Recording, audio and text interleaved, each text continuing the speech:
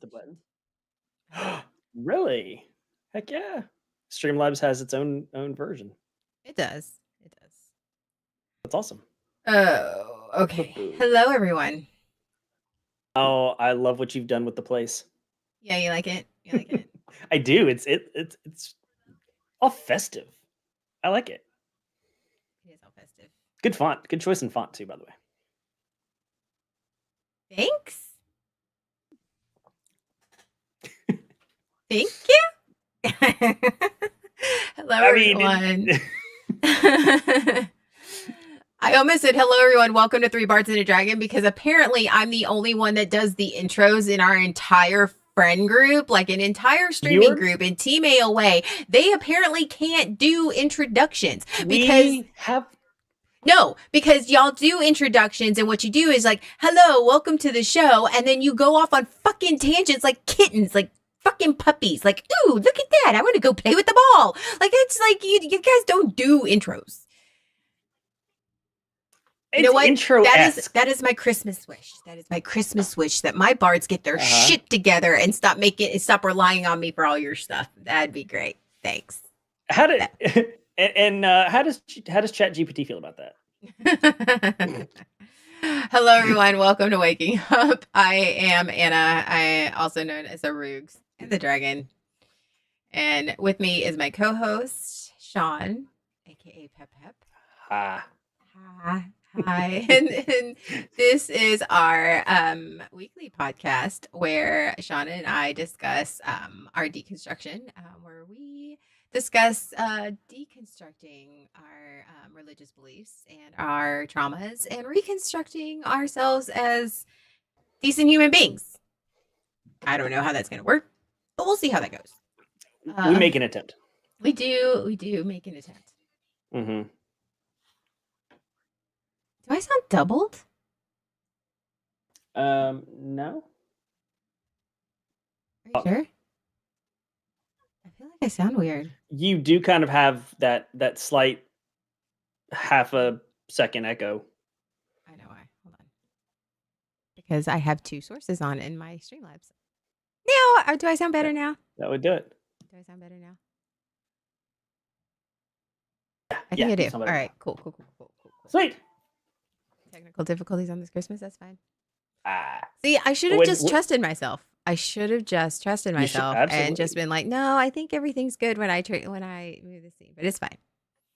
Mm-hmm. You know, absolutely should. Let's start the intro again. Okay. No. Welcome to Waking Up. All right. Well, I am Anna, and this is Sean, and this is our podcast where we discuss our trauma. We're not trauma dumping. We discuss how we are deconstructing our religious beliefs and our trauma, and reconstructing ourselves as healthy humans. I decided, I feel like that's the what we should go. We're, instead of like, decent human beings or whatever, I think we should be healthy humans. I think it's good, because that is our goal. We want to be healthier.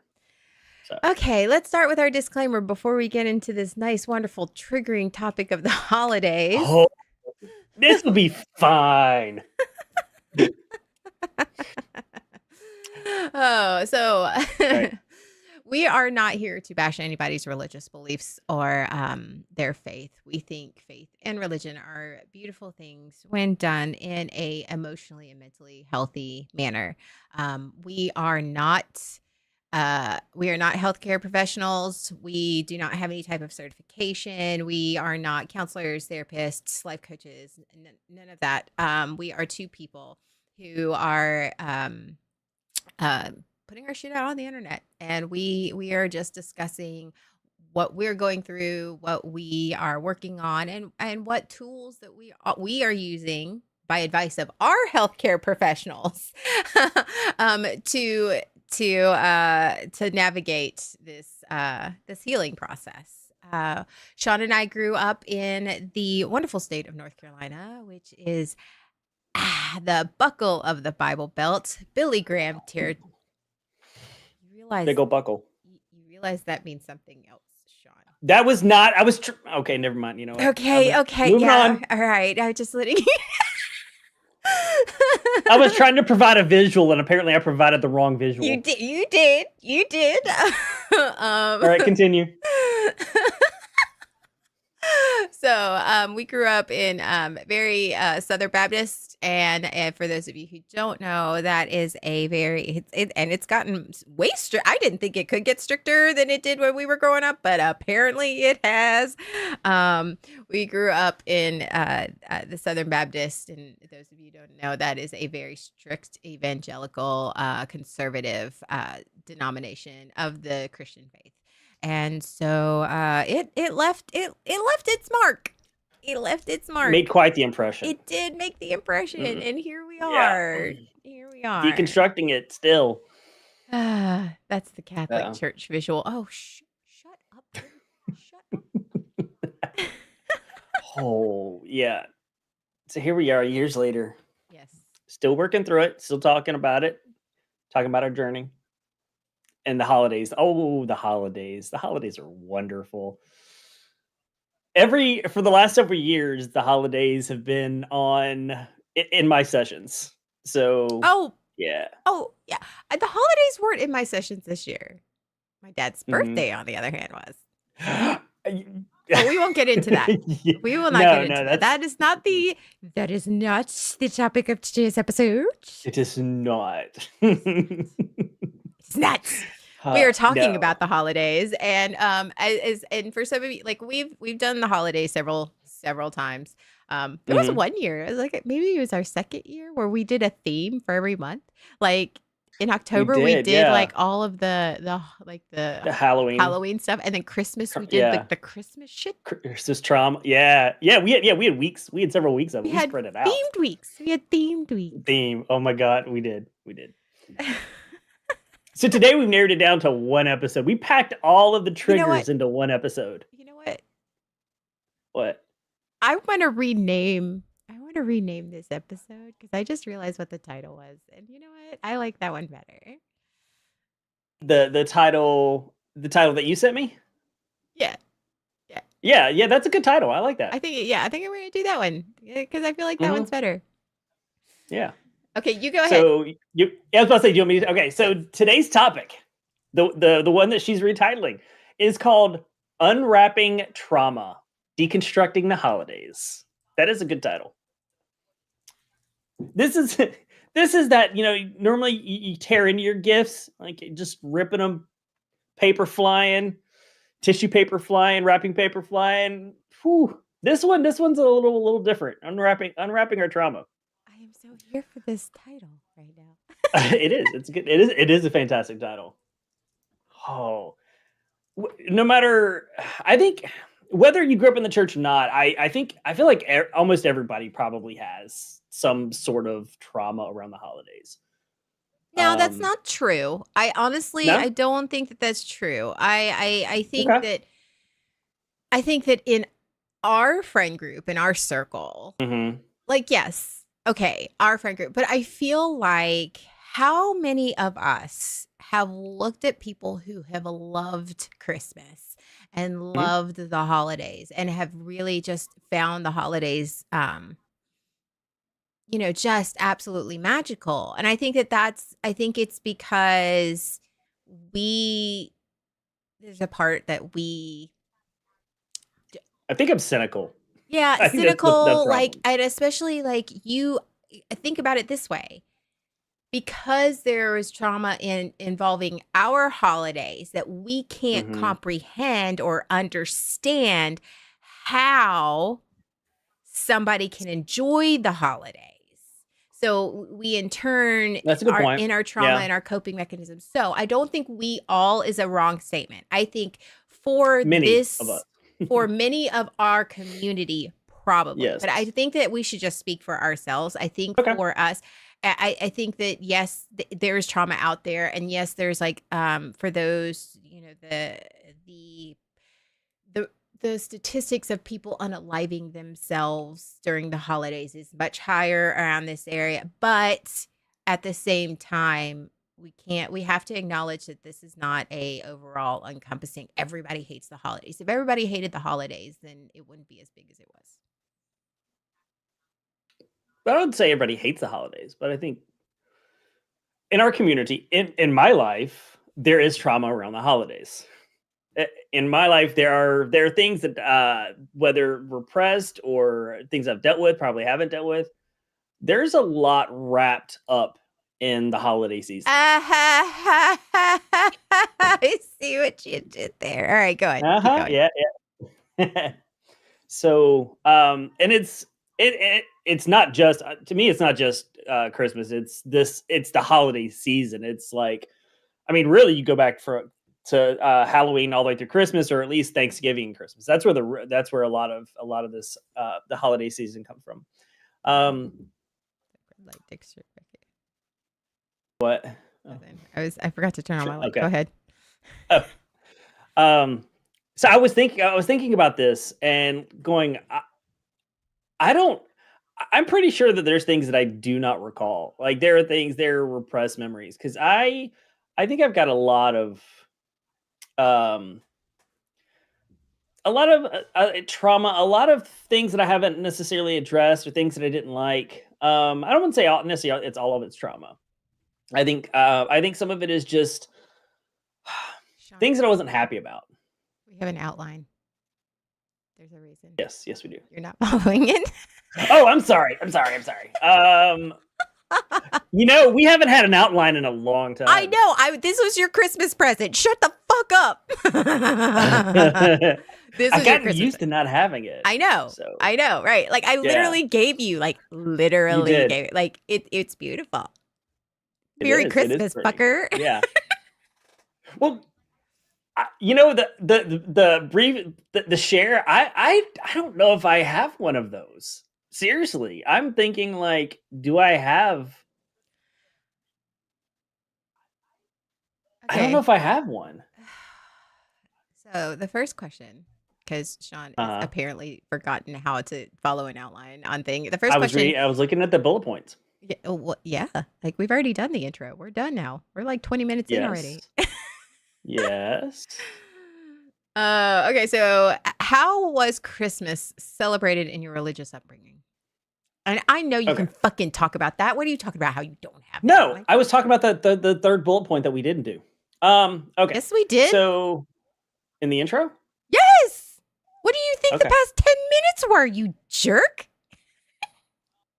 Moving on. All right. How Christmas was celebrated. It was church services. Interestingly enough, we didn't have a midnight mass. I know a lot of people had the midnight Christmas service, midnight mass. We didn't have midnight service, but we did have cantatas. We did have leading up to I knew we did an episode about all the cantata shit. We did. But, yes. So cantata, for anyone that didn't grow up with it, was like a big musical, sometimes dramatic performance of the Christmas season. Mm-hmm. I don't sing, so I was never part of that, but I did some. I think I played Joseph one year, maybe. I think I played a wise man. That's a stretch, I know. Pretty sure I played a shepherd at some point. No, you're a wise ass man. I don't know. Like That's true. Oh, we did cantatas. We did the Advent candles. You lit every freaking. Oh yeah. Oh, and they retook all of the symbols. Did you guys do the symbol, like the Christmas ornaments where everybody was given, like we had this big Christmas tree, and there was one in like the very first part of December where they would everybody made these like religious like ornaments that we would hang on the tree, and everybody that had this symbol and this is what it means, and we're like, this is okay, like whatever. And I don't remember doing that. I don't think we did that, but we did have. God, I know there's a name for this, and it is completely skipping, forgetting it. Where you had the tree of all the gifts for someone that was less fortunate, and you picked one of the things off the tree. You didn't know what it was. You picked one of the things, and that was the gift that you were supposed to give. You're supposed to go out and buy a thing. We did that. Wow. Thanks, Jay. Okay. Jay. Yeah, like it was very much we did cantatas. Mm-hmm. It was very much taking all of the symbolism and turning it into the Yes. birth of Christ and how this It was miraculous thing and everything was I don't it know. was 4 weeks. It was 4 weeks of breaking down all of the Christmas stuff, all of the Old Testament prophecies and all the New Testament and connecting all that stuff and telling the story and retelling the story and taking little bits. My pastors were great about taking like one verse and making the entire sermon about this one particular verse in this stuff. And it was four weeks of that. And I was in church Sunday during the Sunday morning, Sunday night, and Wednesday Oh, yeah. night. Oh, yeah. So and then during the Christmas with the cantata stuff, I wasn't often in the cantatas, but I ended up having to go, I guess, because my parents didn't want to leave me alone at the house or something. I don't know. But I often so there was like Tuesdays and Thursdays, and like I was at church way too much during this holiday season. Oh, yeah. Oh, yeah. But I was in the Yeah. cantatas. Like I was in Hmm. the cantatas and to be honest, after I left the church, I would still do cantatas because let me tell you, as a musician, they pay fucking good. They'll pay some musicians some good money. You can pay for Christmas with playing some of these cantatas. Yeah. Yeah. That was my ex's contribution, financial contribution. Oh yeah. Was she Yeah, if you're a musician and you find the right churches, because not all churches will do that, but you find the right churches, usually the larger ones, they pay well. And it was funny with my ex, every year after the cantata, they would always try to recruit her in the church because they did not pay their church member musicians. They only paid the ones that weren't part members of the church. So they kept trying to recruit her so they didn't have to pay her. She's like, no. Yeah. I'm good. Yeah. I'm good. Thanks. Yeah. Uh, I had as because as a horn player, I had several solos. So Mhm. I'm like, Yeah. because Those the cantatas. sounding of the brass instrument. I don't know, whatever. But Of course. yeah, Yeah, um, that was a big part. yeah. But it was. Remember, Jesus is the reason for the season. Oh my god, that was all the It freaking time. and it was All the preached time. all the time when you are faced with the Yes. commercialism of Christmas. Like, and what's Yes. funny is that they would preach against the commercialism of Christmas and Mhm. still like buy the gifts for the people less fortunate. Like, here, let's Mhm. decorate the church in like hundreds of dollars of decorations and poinsettias. Now we're talking about during like the 80s and the 90s. We could do an entire probably entire episode talking about the production value of some of these churches nowadays. My oh my Right? I have a story about that. Okay. My coworker. Now I am in my office. Now there's some people that are Mhm. remote, the couple that are younger than me. But for the most part, I am sort of one of the younger side of my company, which is fine. I don't mind Mhm. and so they're one of them's very active in her church. It's fine. Mhm. I just don't talk about I just it's one of those I respect it. I don't fight against it, but I also don't just like, I'm not like denying it. I just don't say anything because it's nobody's business. Mhm. And she's very active in the church. She's like she couldn't figure out how to break down. And here's where I just find it just wholly ironic. Wholly ironic. Um Mhm. So she's like, it's a 3-minute video and I can't figure out how to break it down because I want to send it to people. Of course, I'm the IT person. So it's like she handed me her phone and I was editing. So I live in Texas and we are known for very large churches. And as some of you, those viral Christmas productions are all from Texas, just BT dubs. So here, so she 3-minute video of Santa coming in on a sleigh, okay? On a sleigh coming in all the way down the aisle, like all the way down this big church aisle, up on the Mhm. stage with elves. There were Of elves. course. And then all of a sudden, Santa's sleigh gets taken up in the air to like flying over the congregation to the balcony. Santa and his elves at a Christmas church production. Mhm.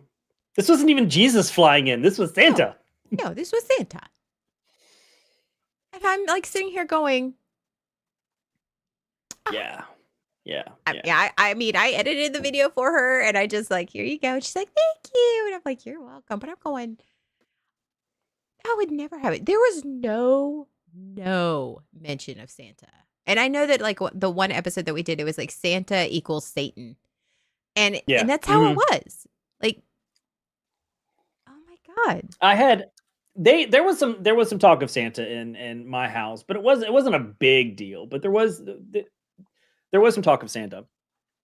The big thing in my house though was the war on Christmas. That was an absolute thing. Like if anyone said Xmas, if anyone wrote Xmas, Oh my God. Yes. Xmas was taking the Christ out of Christmas. Oh my God!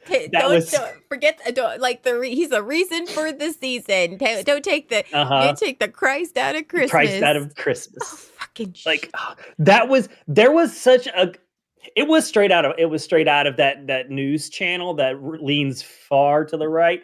It was right out of their play. It was like right out of the playbook. It was absolutely there's a war. They're trying to take Christ out of. He's the reason for the season, and it's like.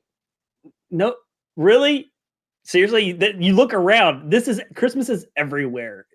There's no war. There's no war on Christmas. And you know There's no war on Christ. Here's the fucking shit that I don't understand. It's like as I deconstructed, as I left, the church, he's not the reason for the season. If you look the history of Christmas, he is not the reason for the season. You want to know what the reason for the season was? The reason for the season is paganism.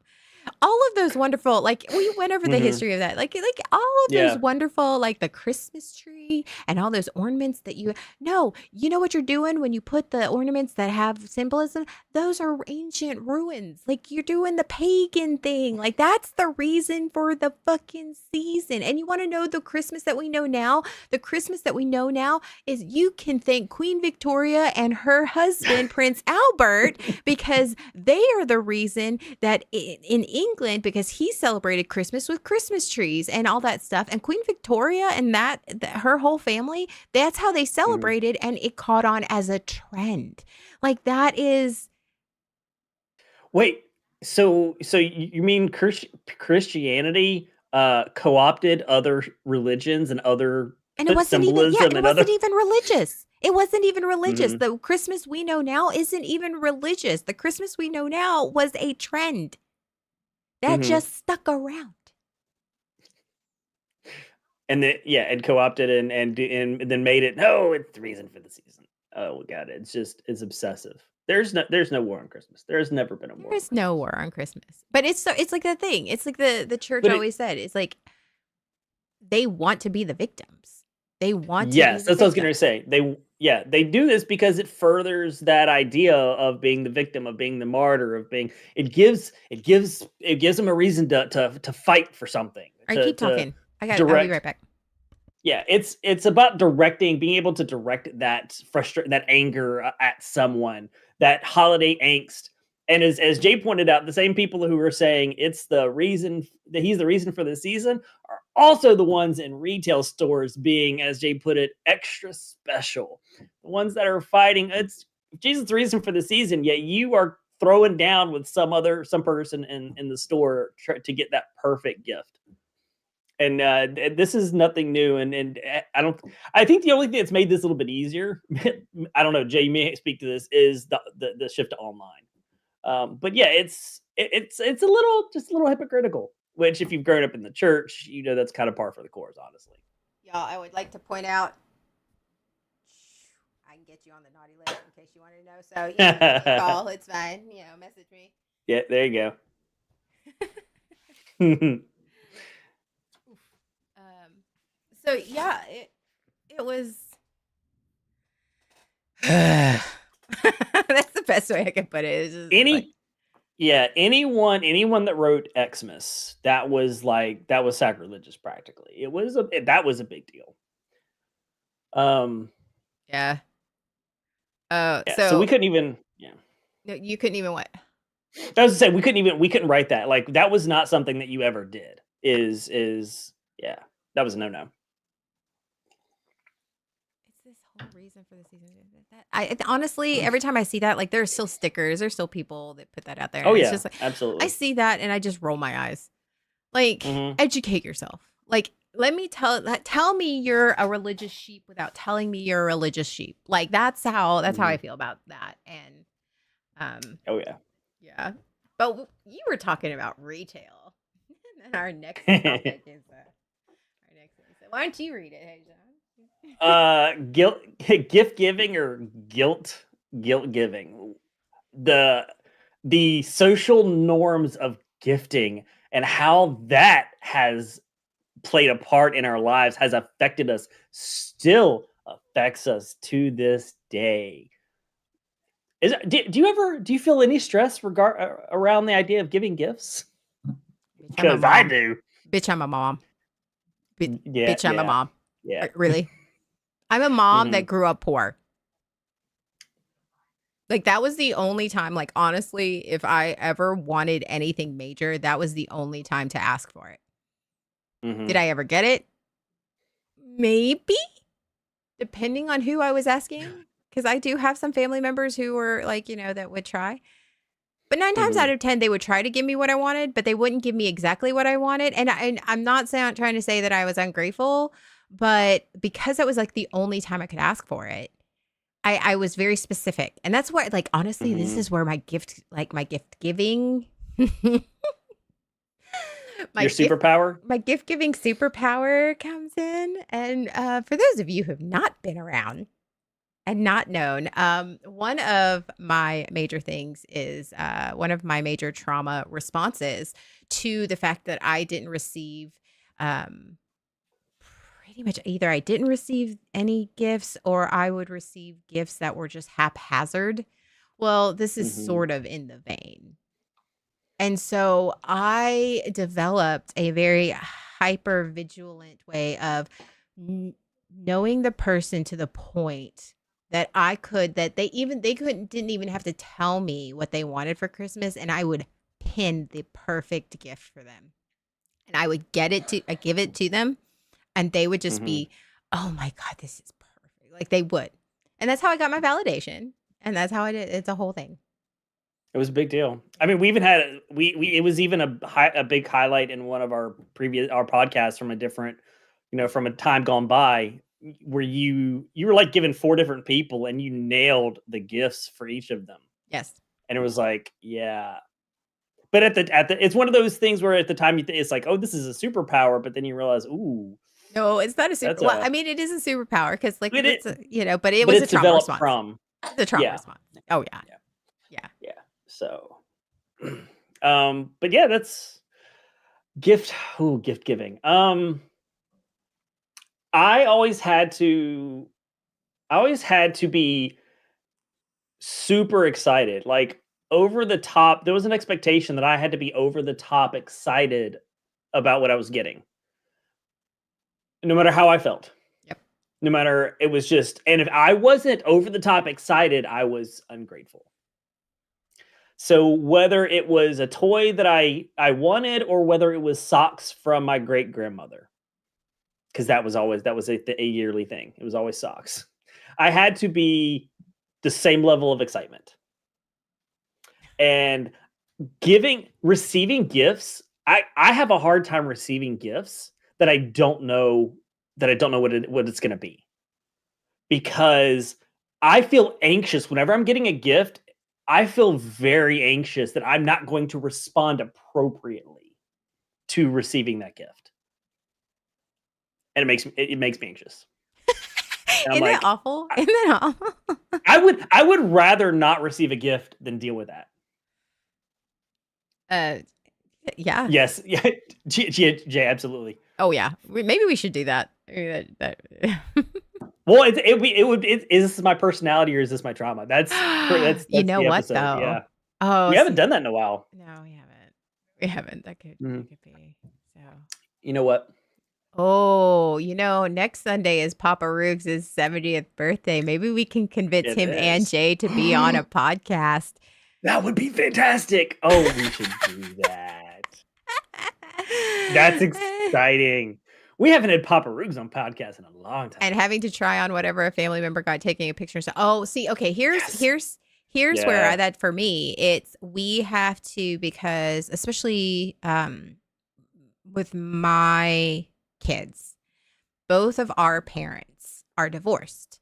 So they have 4 sets of grandparents. And so Mhm. it's very much, okay, so this is from C. Ruggs' mom. This is from C. Ruggs' dad. This is from my dad. And my mom, she sends Mhm. gifts, but we just like, here, go ahead and open it. Like we don't do anything special for that. We're like, she sent you gifts, Mhm. and my kids open it, roll their eyes because they're like, she doesn't know who we are. I'm like, yeah, that's right. It's fine. Just it's fine. Whatever. You can take it, you can leave it, whatever. I don't care. That's pretty much how we take those gifts. So we're like, thank you for not respecting our Thanks. boundaries. And, okay, Yeah. I acknowledge that she's trying to be kind. So, I mean, I used to not give my kids those gifts. Like, I used to be Mhm. very staunch in that. And now I let my kids, because they're old enough, I let my kids, like, this is your gift from your grandmother. Take it or leave it. Mhm. I'm not going to make a decision.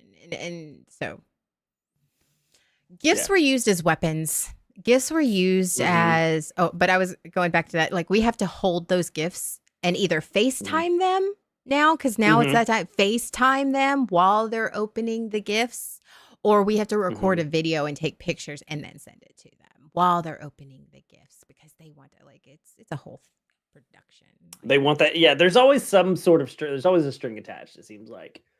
Especially with family. So, yeah, wear it when you visit them later. Yeah, you absolutely had to endure that. Ah, you weren't allowed to. It was always masking. Like the holidays were always just straight up masking the entire time. oh It my felt like. God, yes. So when you went to everything's great, everything's happy, everything's wonderful. It was like, oh my, it was exhausting. It was exhausting. And especially like, I don't know about you and your household, but my household, Mhm. because things were so shit, things were so Mhm. shitty. And it was one of those, you're gonna pretend like we're happy and perfect. And the expectation was you're gonna look nice. You're going to do the Mhm. Christmas thing. You're going to be grateful. You're going to be patient. Mhm. There was an order to opening gifts. Like, there was like, everybody opens one gift at a time. And I do carry that on I now. was gonna ask about that. Is it the free for all or is it the one at a time? No, it's one at a time. And I think it's one of those, I carried that on not because it was one of those, it was more organized. I think Mhm. it's more of the one gift at a time, because yeah, because some people, their kids open it up, their gifts all at once. But I think it's Mhm. just, for me, it's giving each person their opportunity to enjoy what they've opened, to and that might change, but that whole, what did you get?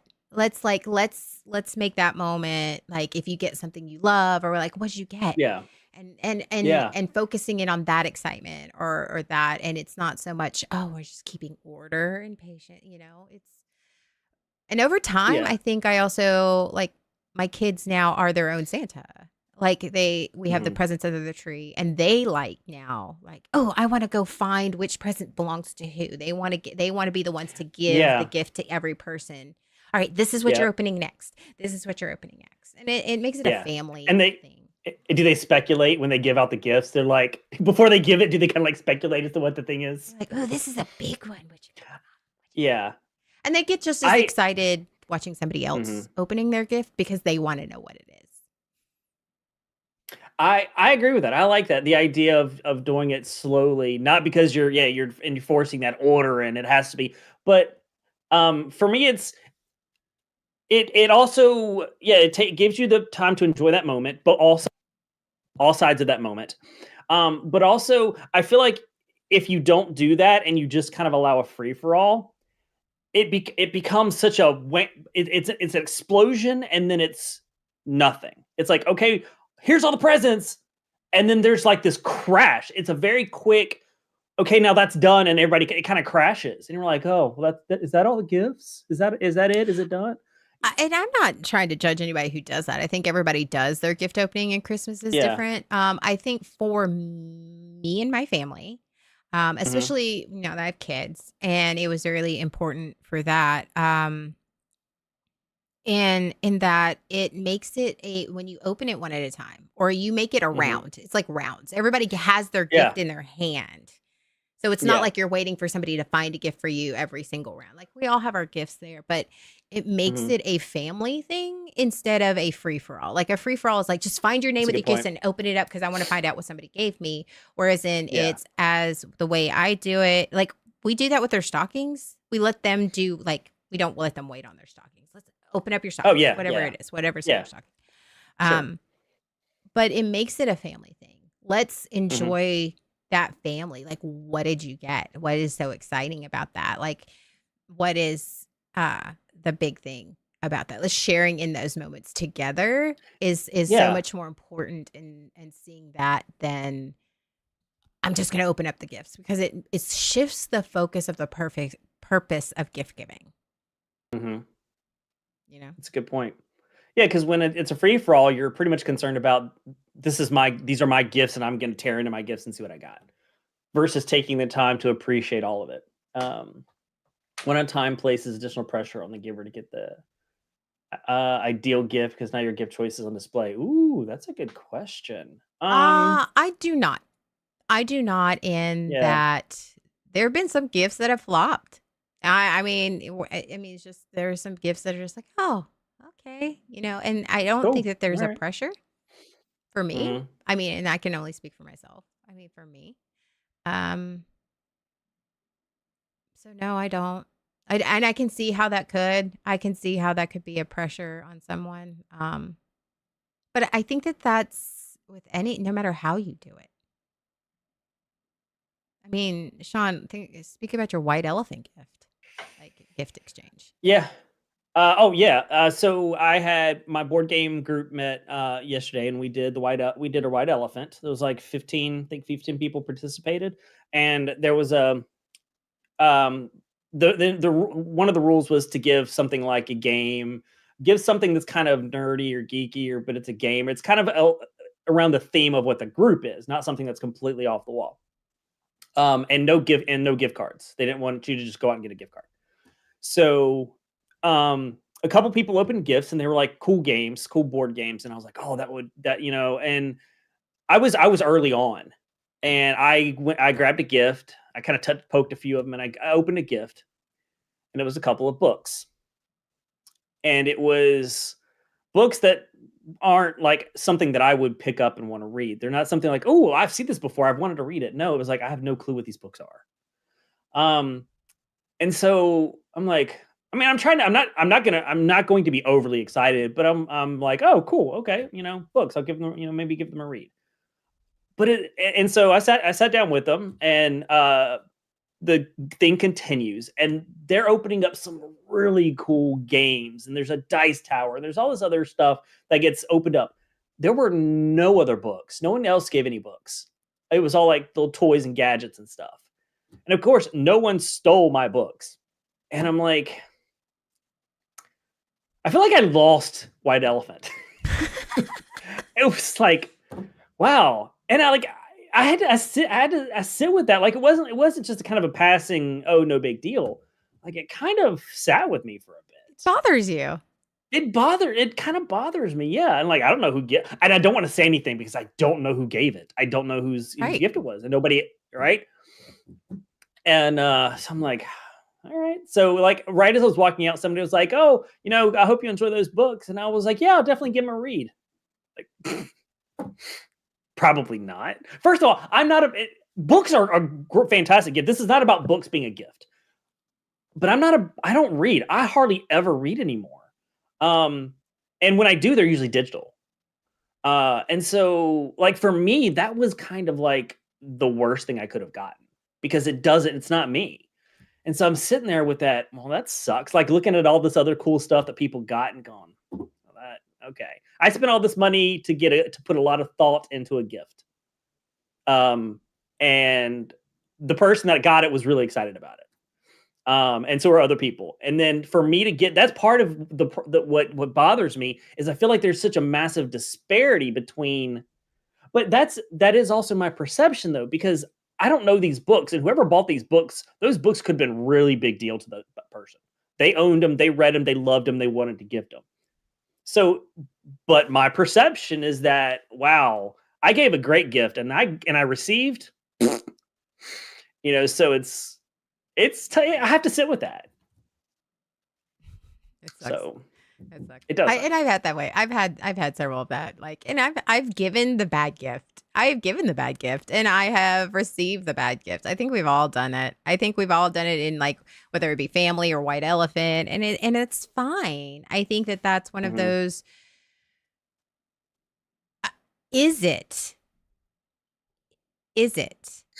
because it's a bad gift, or is it the trauma of you feel? Is your trauma triggered from feeling like you're not good enough, like you should have known better, or you're like you received these books, and instead of looking at like, oh, like these I sort of lost, instead it's you're like you feel like, oh well, maybe I failed. Like it's almost like your trauma gets triggered. Like I'm not good enough, or somebody doesn't love me enough, or you didn't like what I gave you because I didn't know you that well, or I should have known better, or I don't like this gift, but I have to pretend to be grateful. They must not love me because they don't know me and know exactly what I want. And that's yes. regifting. Oh, I've totally done that.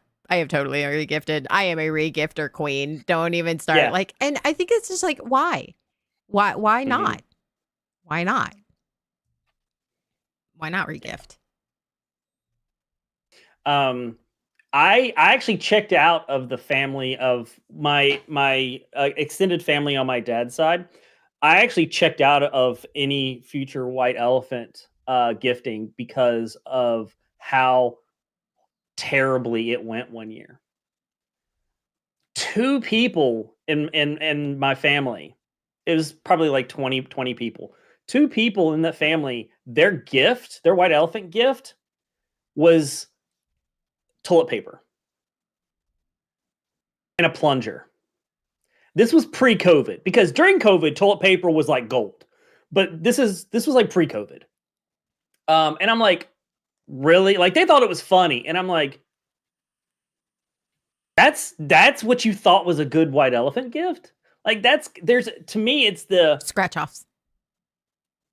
Scratch offs actually aren't a bad idea, in my opinion. Oh, scratch offs are terrible ideas. Really? Yeah. I've received them. I actually didn't think they were too bad. But that's shitty. That's shitty. Yeah.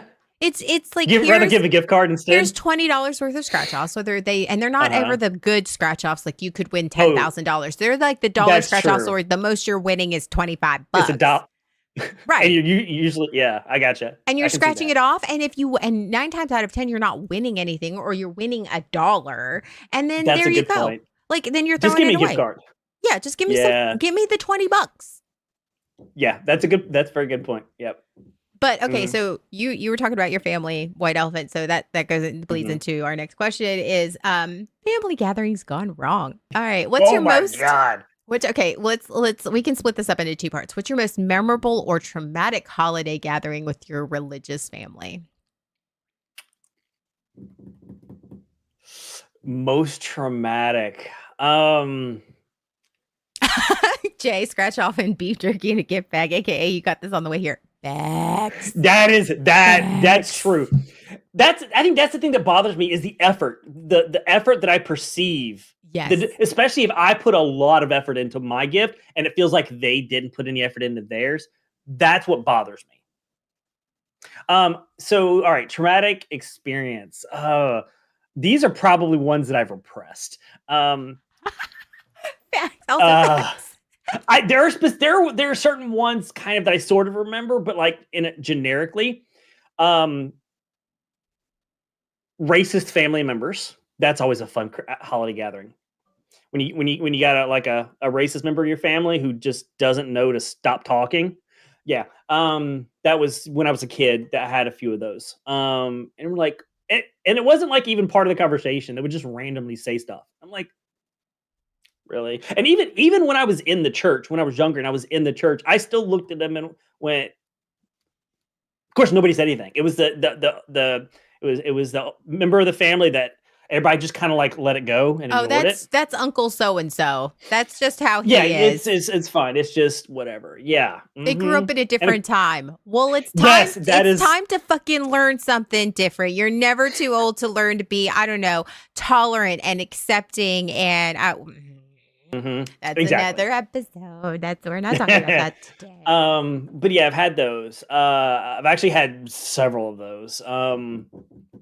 Different people at different families.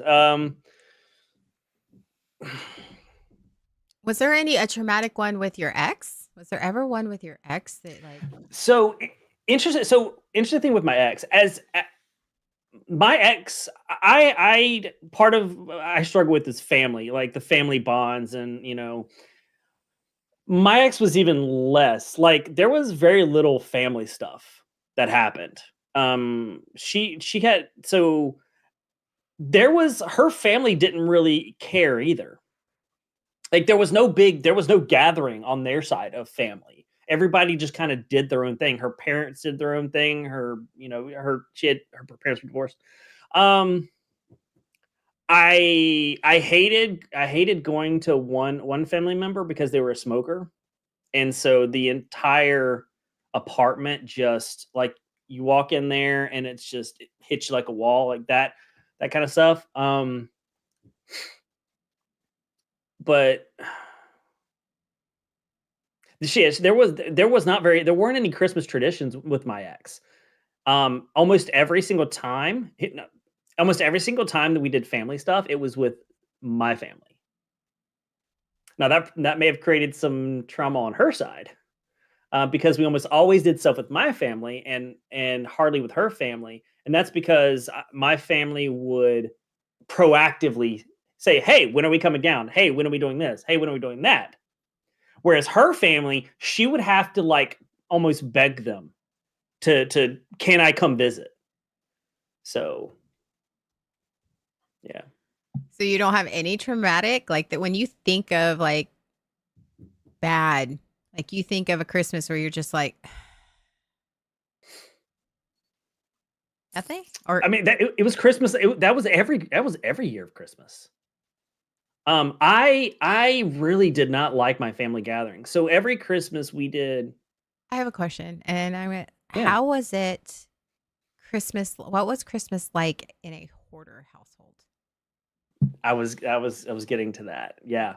Okay. So anyone that doesn't know, I grew up in a hoarding house, which I didn't realize until years later, like that. So And we there was mean a legit time. hoarder.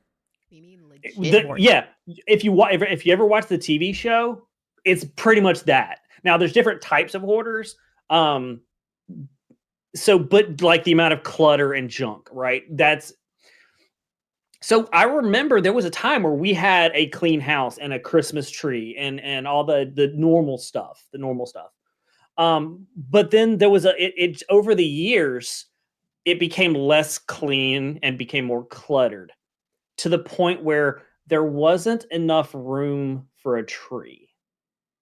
Now, I don't mean you just had to pick some stuff up and move it, like you had to rearrange stuff. No, there was nowhere to put anything. Things started to stack, right? So there became no room for a tree. For most of my teenage years, actually, probably all of my teenage years, there was no Christmas tree. The parents had the gifts in their bedroom and they just brought the gifts out. There was no decorations. There was no Christmas tree. There was none of that. None of the trappings, the normal Christmas stuff. And what's interesting about that day is we always did Christmas at home.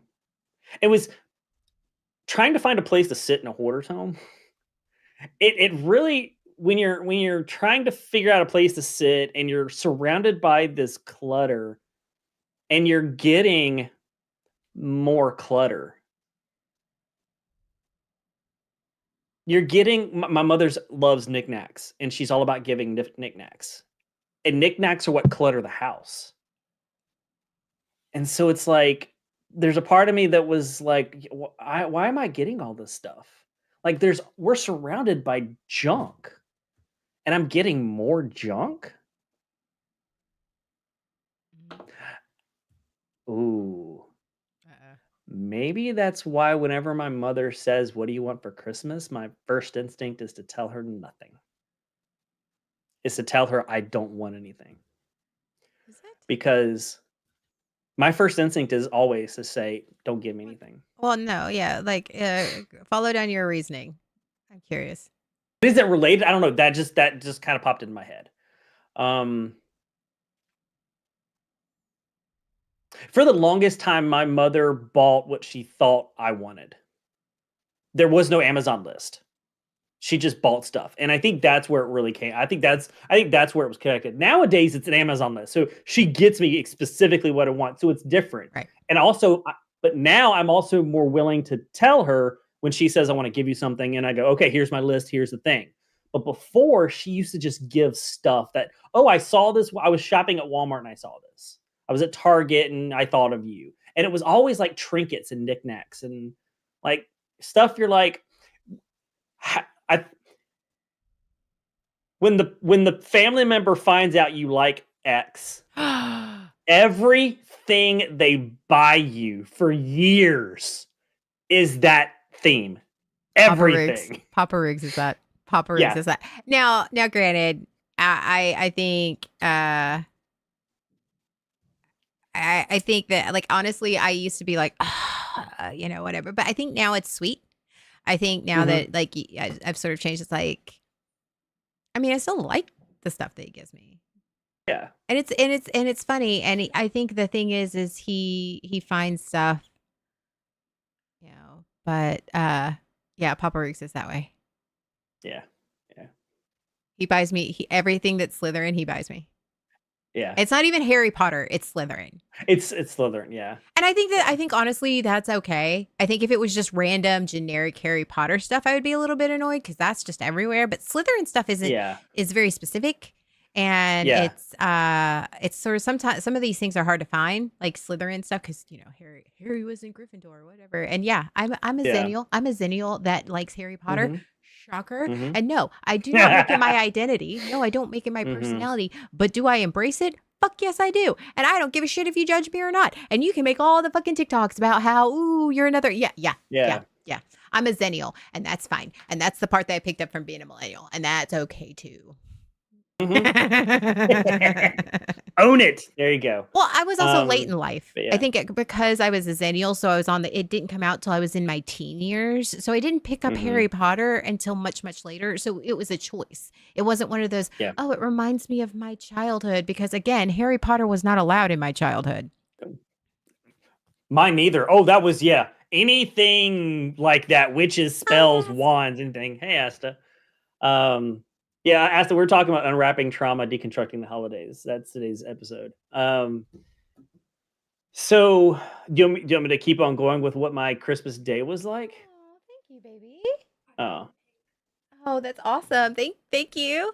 I don't have a Oh, fork. what'd you get? Oh, she And gave you food? She made pink Hello Kitty waffles, and she. Oh my god, that He is made so. breakfast this morning. Oh, that's cute. Just grab it with two hands like a taco and just. She's getting me a fork. She's getting me a fork. Oh, that's very sweet. Very Your sweet. girls are the best. Thank you, baby. So. So yeah, it's that family gatherings gone wrong. Like I have okay, I have several memories. I don't know if they're traumatic. And it's like gathering with your religious families. So my parents were divorced and that was a traumatic event in and of itself. We'll talk about that later. But we would spend every other year the way that it was set up is every other Christmas we'd spend with my dad up in DC or New Jersey with my Filipino relatives, and then every other year we would do the Southern, Christian Christmas. Like it flip Hmm. flopped every year. So two very vastly different types of Christmases. Um, but I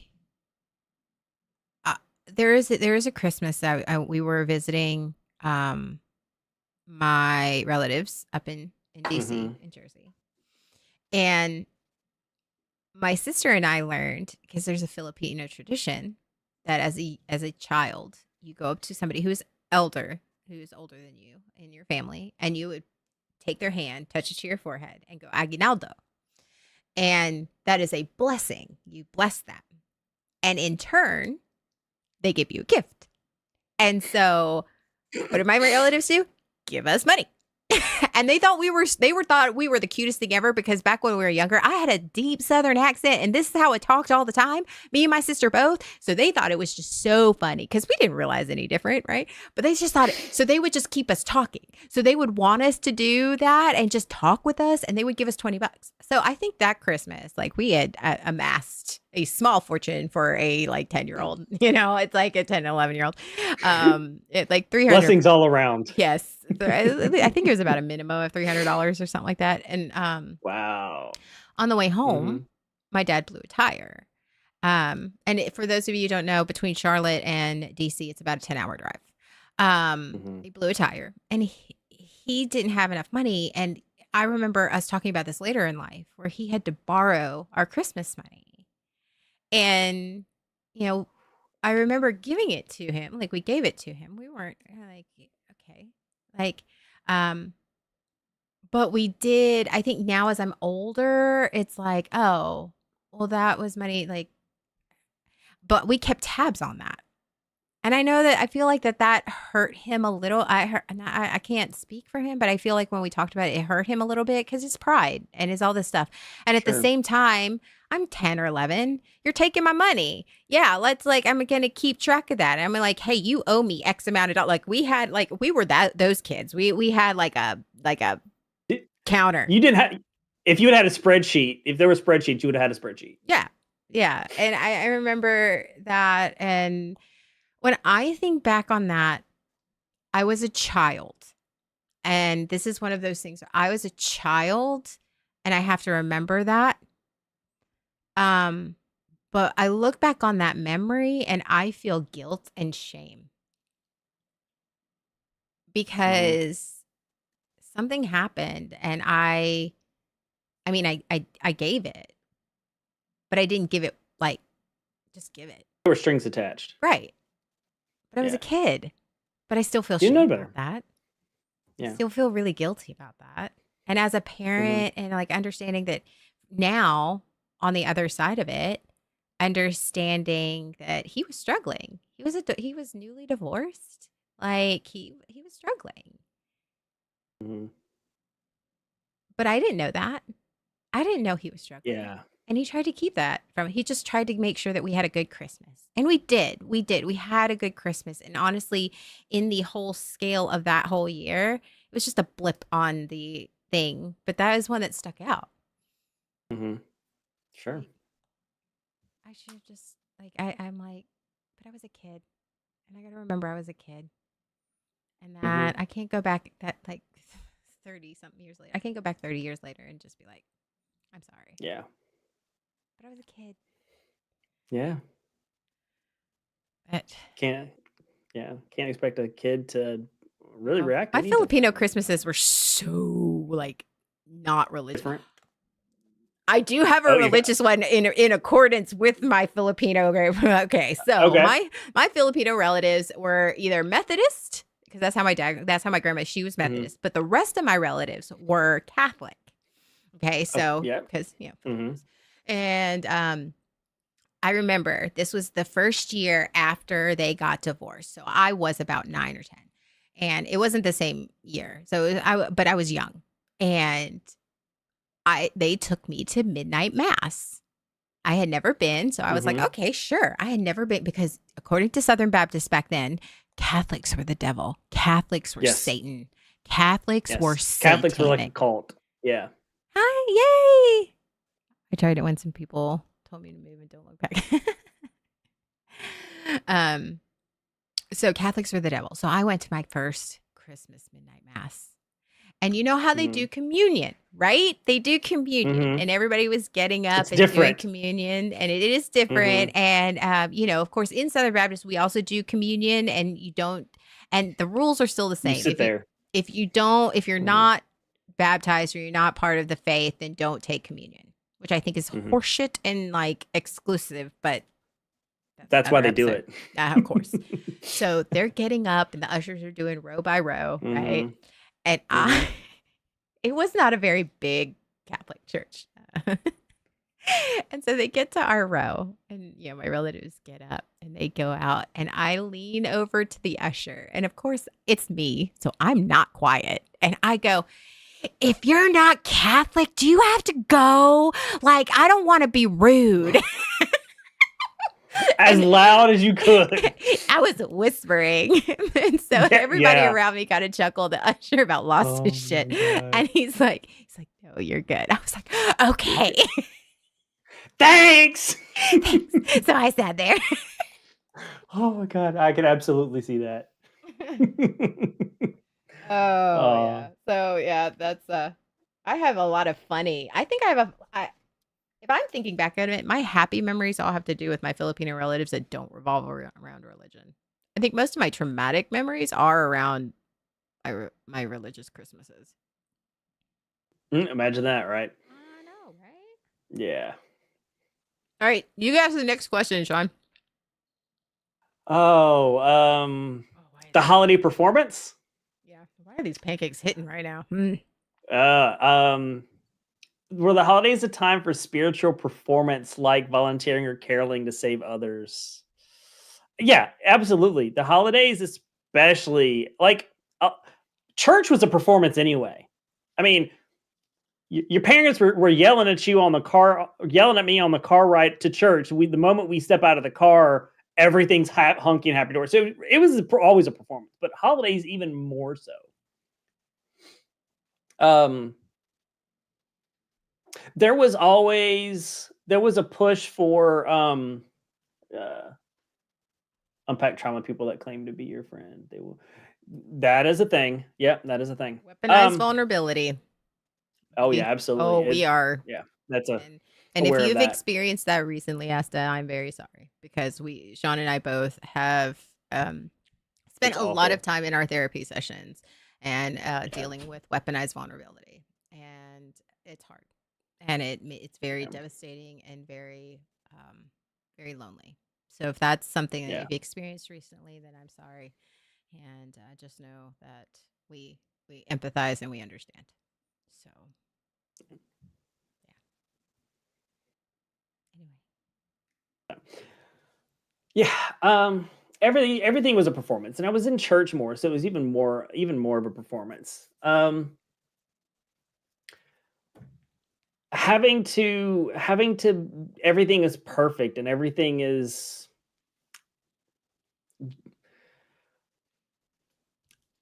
a lot.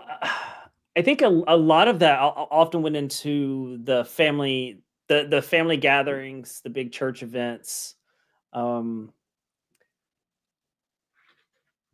Having to act like everything was good when it was not good.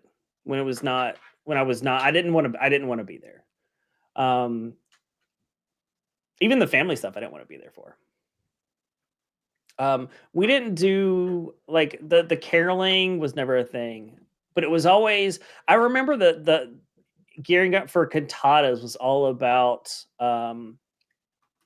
having volunteering for work. There was always volunteering. We need volunteers. We need people to do this, do that. So it was a production of who can build this and build that, um, and volunteer. And the volunteer pressure was absolutely a thing. Oh, ours was my mom would choose a family that was less fortunate, and I do use air quotes because that is absolutely Mm-hmm. like a family that was less fortunate than us. And Mm-hmm. we would bake stuff and find stuff and give it to their family. I'm Mm-hmm. like, who the fuck did you decide was less fortunate? And looking back on that, it's like, oh, she made you believe it was a benevolent thing and that it was you being giving Mm-hmm. and kind and altruistic. But in the end, it's like, who the fuck did you like? It wasn't like you pulled the name from some charity or whatever. She just chose somebody. And I'm She just realizing, chose. Oh yeah. wow. And she's always like, this is just to remind you that no matter how, how much, how little you have, that somebody has it worse than you. And that Yes, you, that was a big one. it wasn't like a homeless shelter or somebody that actually is struggling. It was like a family. Like she would just choose. And I'm like, you judgmental bitch. Like, as I'm looking back as an adult, like, Mm-hmm. and it was a show. Yeah, She would make a show of it. And I that's thought, that doesn't. Yeah. and I growing up, Mm-hmm. I'm like, oh, look at how giving and kind we are. And it was not about being giving and kind. It was about making yourself feel better and Mm-hmm. making yourself feel like you are being kind and benevolent. And look at how good I am. And I'm like, looking back on it, I'm like, you weren't good. You were just trying to make yourself look good. Yeah. Oh yeah.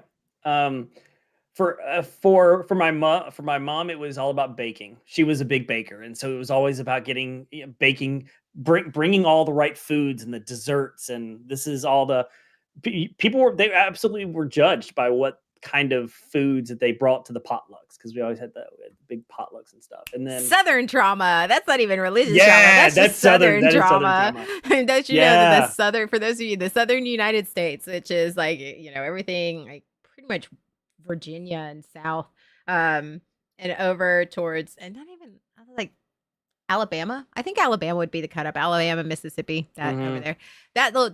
Southeast, the southern southeast, that Yeah. is a cultural thing. That is a fucking thing. Is you Hmm. got judged. You got judged by your food. You got judged by how you did your Hardcore. deviled eggs. You got judged Yep. by Potato your fried salad. chicken, potato Yep. salad. Yep. Oh, what was the other one? Biscuits. Biscuits was another big one. Yeah. And then Hmm. whatever Hmm. dessert. Now, it didn't necessarily have The to be a desserts. cake or whatever, but it was Uh-huh. desserts.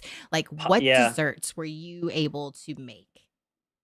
Oh yeah. The pies. Everybody making the right kind of pies. Yeah, it was the deviled eggs and potato salad were probably one of the biggest things. You got known by your potato salad and your deviled eggs. Even though they're the same Um, thing. They're the same thing, yeah, just they like, are. They're just different forms. yeah, One is just, on. Yeah, one has egg in it. One is on an egg. yeah, but it's all the same ingredients. Like, It is. They it's are all the same ingredients. Yeah. like, Um, um, but yeah, that is Southern trauma right there. And then for for my dad, a lot of it was in preparation for the cantata. It was the prop building because all of the men who had carpentry skills or had any sort of working with their hand skills, it was all about what can they do to build the props and make the church ready and um if there were any live animals or who and the baby. There was always the baby. Who was going to be baby Jesus? Which family had just had a kid and was going to have volunteer for baby Jesus? Yeah. um, So, so what have you uncovered in therapy about why the holidays are triggering?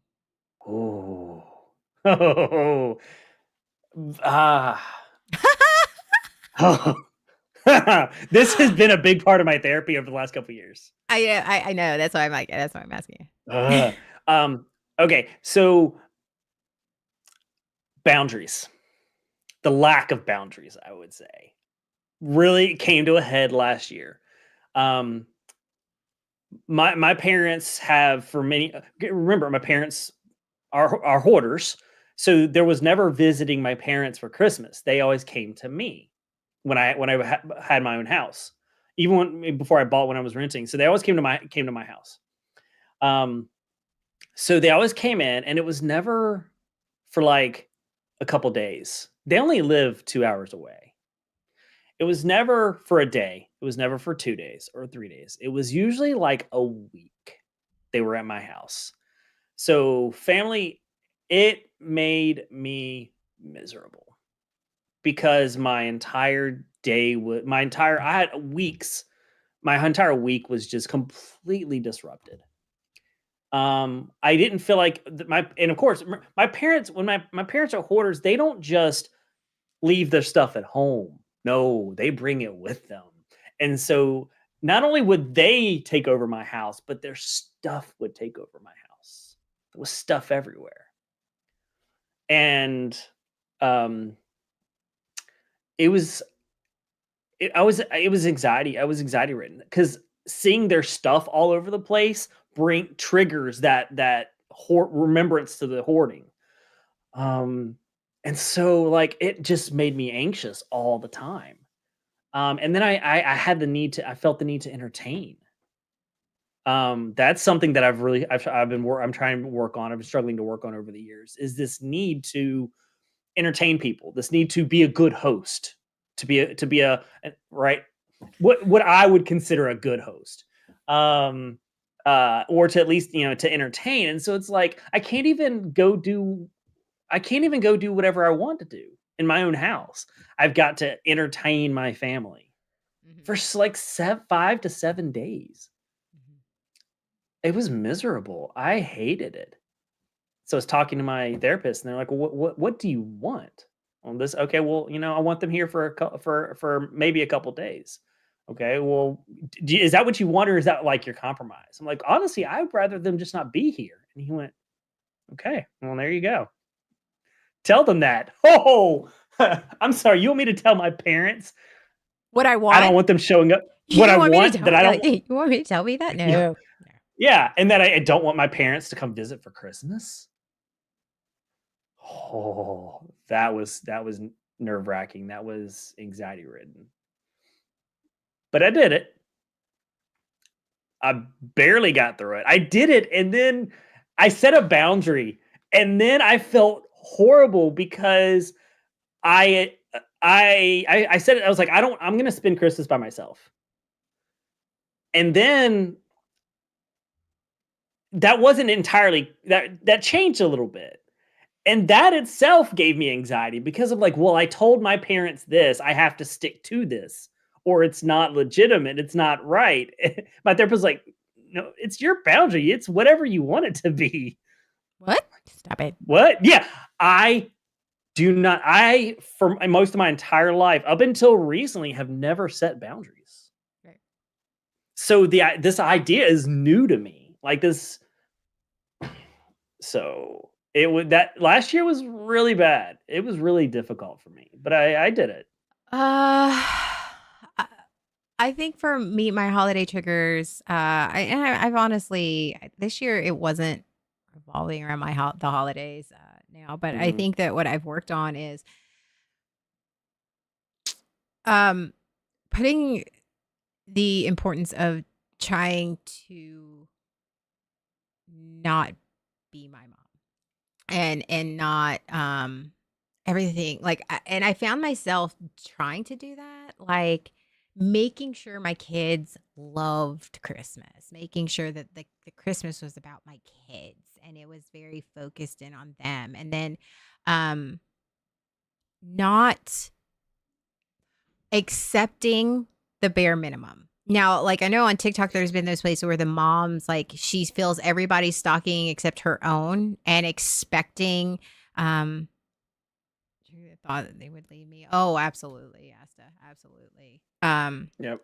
But not like these TikTok where it's like, oh, Christmas morning, the stockings are all full and the presents are all there, and the stockings empty for mom, and the presents are maybe like, oh, here's like an appliance, or here's like something that was haphazardly bought for Here's a them. new vacuum cleaner. Right. That wasn't even like any thought was put into this gift.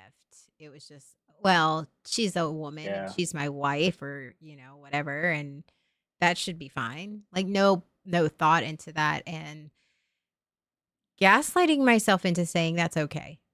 That's okay. That Mhm. like but inside feeling rejected and unloved and unimportant, and telling myself, as long as everybody else is having a great Christmas, then that's all I need. And honestly, that's horseshit. That's horseshit. That is fucking horseshit. Mm-hmm. Do I want my family to have a great Christmas? Yes, absolutely. Is that something that is important to me? Yes. But you know what? Fuckers, I want y'all to put just as much effort into me as I am putting Mm-hmm. into you. And it's not one of those, oh, well, you are, it's not really giving if you thinking about yourself. No, it is loving myself enough to know that it is the holiday time and and you need to step up, Mm-hmm. period. Yeah. My Yep. stocking shouldn't be fucking empty, and my gifts shouldn't be a last minute Christmas Eve, like whatever. That's not, Mm-hmm. no. It Yeah. shouldn't be that should be good enough. That thought should never cross your mind. If you buy something with thought and they don't like, and that's one thing, but the Mm-hmm. thought of, well, as long as I have a gift, or is that should be good enough, The or the bare the minimum. bare fucking Bare minimum. minimum effort. No, Yeah. my stocking should be just as full. And it may be not full, but maybe there's some expensive things in there. Like, okay. But Mm-hmm. it shouldn't be the fact that I am, it's second. I'm second. I shouldn't be Yeah. telling Or myself, an right, or an afterthought. afterthought. And that's Mm-hmm. what I've been working on. Making it very Absolutely. clear, here's what I want for Christmas, and here's what I want, Mm-hmm. whatever. And I've just gotten to the point where if you don't put forth that effort, that's fine. I'll go do it myself.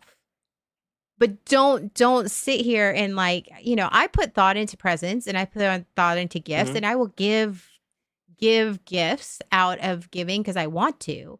But if I'm not going to receive it, I'm not going to sit here with nothing. Fine, then I Mm-hmm. will go out and get it my fucking self. There you go.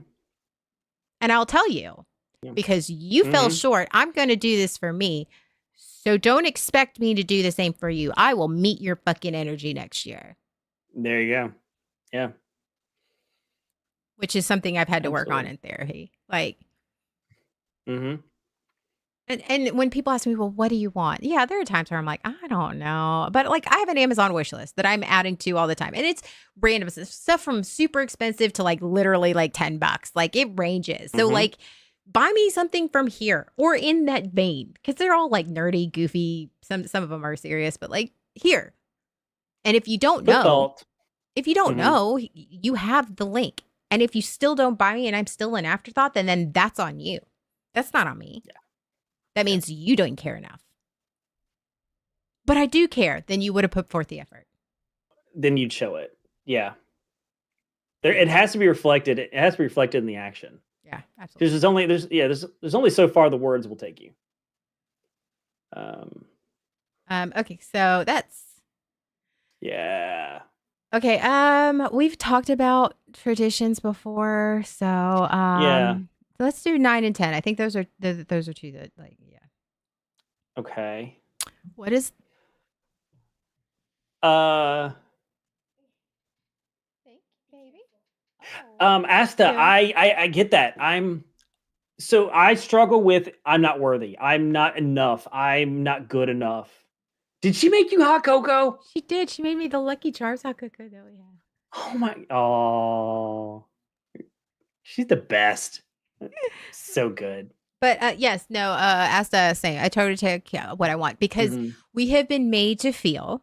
I don't know about you, but I know for me, I have been made to feel that asking for what I wanted was selfish. And when I did Mhm. ask for what I wanted, and again, I would be very specific about it, and I didn't get what I wanted, and I would express that, hey, this isn't exactly what I wanted. I would then be made to feel selfish or ungrateful. So Mhm. over time, I learned to just not ask Yeah. because you're afraid to. Mhm. my default of, hey, what do you want for your birthday? What do you want for Christmas? Is you don't have to get me anything. Um, I don't need anything. I don't want anything. Um, it is a struggle to tell people, anyone, this is what I want. So, Hmm. um, I do have a counter to that. There was one yeah. Christmas. I said, "What would you like? What kind of things that you like? Because I want to get Mm-hmm. you a gift."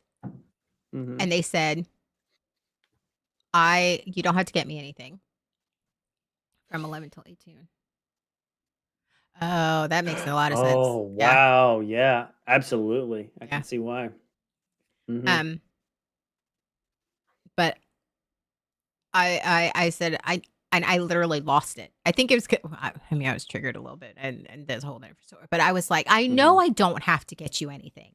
I am fully well Yeah. aware I do not have to get you anything. However, I want to get you something. That is what I said. I said I want to get you something. So I Mhm. realized that I is not an obligation. It is because I care about you and I want to give you something. So I can either give you something that I guess, or I would personally like to get you something that you want and will enjoy. So I am Mhm. fully well aware that it is not an obligation for me to get you something. It is for me because I want to give you something because I love you and care about you. So either you can let me love you or I will get you a gift anyway. And you can love it or hate it. I lost it. I was like, I am Mm. fully well aware it is not a motherfucking obligation. It is because I love you and care about you and want to give you fucking something. And half the time, I'm not a wait till Christmas to give you gifts or wait till birthday. I will buy somebody a gift if I see just a randomly. Hey, I saw. Oh, you didn't have to. I I know saw I this and I didn't. thought about you. I know I didn't. You know Mhm. what that says to me is when you tell me, "Oh, you didn't have to do that," is that you don't think that you're worthy enough of some me loving you enough to give you Facts. something because I thought about you, because I love you and I want to show you how much I love you. And you are over there rejecting that and just and Mhm. invalidating the gift, Dismissing. Mhm. dismissing the gift because you don't feel worthy of me loving you. And you know what I say to that? I'm going to fucking love you anyway. So either you can take it or leave it, but that's fine. I'm still going to give you this gift because I love you. I've tried really hard to remove those phrases out of my vocabulary.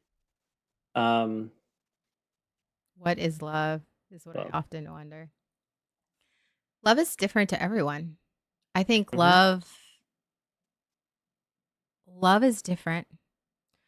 Love is something that changes and grows and it is personal. I think that love is something that you have to know and grow. And it's not something that comes easily, and sometimes love is a choice, Ooh, yeah. but I That's don't true. think that there's a, I mean, there's a dictionary term Mhm. for it, and of course, but love is different for everyone. It's unique. Like, Yeah. it's unique to every person. And even if you're in a romantic relationship or a friendship or anything, how you take and give and receive love, how you receive love, Yes. how you give love is different. Mhm. And so love is just it's a organic thing. Mhm. And everybody is capable of love. Do I feel that there are people out there who um don't know what have love but don't know how to cultivate it and grow it or what to do with it or even think of love as something that will hurt them? Yes. Mhm. Yes. And everybody's experiences with it is different. But I think love is multifaceted and love can grow and wane with whatever your experiences are. And yes, We we absolutely understand that aspect. we often attach we equate love to something else. If they do this, that means love. If I do this, that means.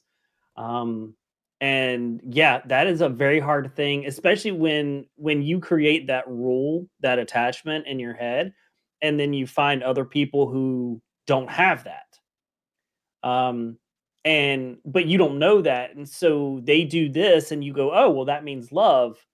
And then you find out, and then it doesn't for them, and it breaks, and you're left kind of shattered because, like, for me, um, one of those for me, intimacy is that thing. Like, I've always seen love and, like, intimacy as that, well, if you do this, that means you love the person, Sex. and that Talking about sex. sex. Yeah. So for me, it's sex. If you if someone was willing to have sex with you, that means that they love you. That means they love me. Well, that's very much our religious upbringing too. That is absolutely religious upbringing. Because for me, it was like, oh, well, you wouldn't have sex with them unless you absolutely love them. We're gonna marry them, and like, so there was the attachment. Um, and then you find people that don't have that, and for them, it's not. It's not the same thing, and it's shattering. It flips the world upside down, and it's something I still struggle with. So Oh, I totally get that, Asta. And yeah. it looks different for everyone, you know? And I think sometimes the hardest part is not giving it, it's receiving it. Especially when you haven't had it in your childhood or you are in a headspace or a thing where you don't accept that. You can't. And I 100% am sitting there and I'm working on that in my therapy is, and I actually had a boyfriend in high school that I don't know what I was doing, but he finally turned to me and looked at me and said, "Why won't you fucking let me love you?" Because I was so resistant of it. Hmm. And even now, I don't deserve it. Yep. And I also got to the point to where I would just accept even unhealthy love, if you can call it love, Mhm. because I thought, oh, I should be lucky that anybody's looking at me at all. I should be lucky. Yeah, this person's a jerk or this person's using me or this person's an asshole. But you know what? I'm just lucky that I have anybody in my life at all. Mhm. So it was receiving love and that was so hard for me. Yeah. So How we see ourselves and the value we put on ourselves has a lot of influence on how we perceive love, mhm. how we give it, and how we receive it, especially how we receive it. Exactly, which is why I think it's an organic thing. It's a Mhm. unique organic thing to each person because it grows and changes. And some people can believe in love and all the like thing in this innocent pure thing and you Mhm. can get tainted and jaded really quickly and then Mhm. learn to heal from that and then all of a sudden you believe Yes. in love again. So it's like Yeah. it's an organic thing and it's unique and that's okay. Mhm. Absolutely. Yeah. Love looks different. Some women think love is getting flowers all the time. Gotcha. Yeah. Okay. And that, yeah. And again, love looks different. Like I was about to say, some women or men or he, she did people, humans Mhm. think getting Mhm. flowers and gifts, that's a way of expressing love. And that's a way of somebody showing them they love them. And then there are some that's just like, you know, they just accept me for who I am. They let me, they do the laundry for me. Yeah. And or hey, I made you dinner. Or another way, a practical way that a lot gets missed is, hey, did you eat today? Did you eat Mhm. today? How are you hydrating? Are you feeling okay Mhm. today? Are you feeling okay? Like I'm just checking in on you. Are you taking care of yourself? That's love. But It it's is. not romantic, it's not any of that, it's not the thing that's a form of love, and so I think that gets often like, "Well, you don't love me because you're not giving me all these flowers or love notes every day," and yes, do you need to nurture some of that? I mean, however you see that, okay, but love is also making sure that you are happy and healthy, and even when you're not happy or healthy, that person's gonna be there with you. Yeah. It's very practical. Yeah. Yeah. It's good. I have an opinion. I have a whole like You do. You do. thing. And that's okay.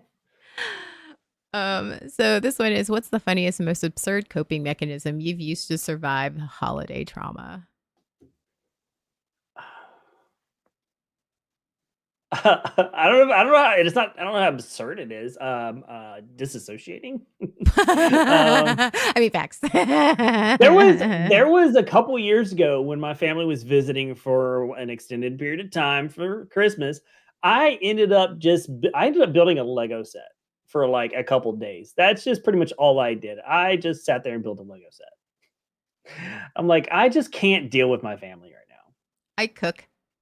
I take over the holiday meal, and I just tell Yeah, everybody you to do. leave me alone and get out of the kitchen. Yeah, you do. I don't. Mhm, You've been firsthand. It's it's like, true. when I cope with that, I'm like, no, get away from me. Just leave me alone. I'm Can gonna we help? Can we do it? Can we do you need any? I'm fine. I've got it. leave me the fuck alone. Or I will honestly, I have been known. I Mhm. have been known to hide in the bathroom. Yeah.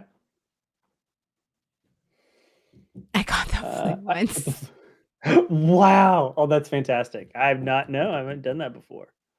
Um, I played blackjack when I was 9. No, really?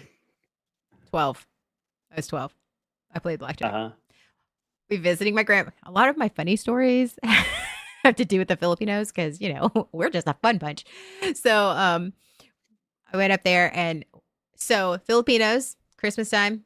So we were at a relative's house with 18 trillion. Like, my grandmother was the oldest of 9 siblings, and she was the matriarch. So she was in Mhm. charge, right? So we were Elsa's granddaughters. So we we're like, okay.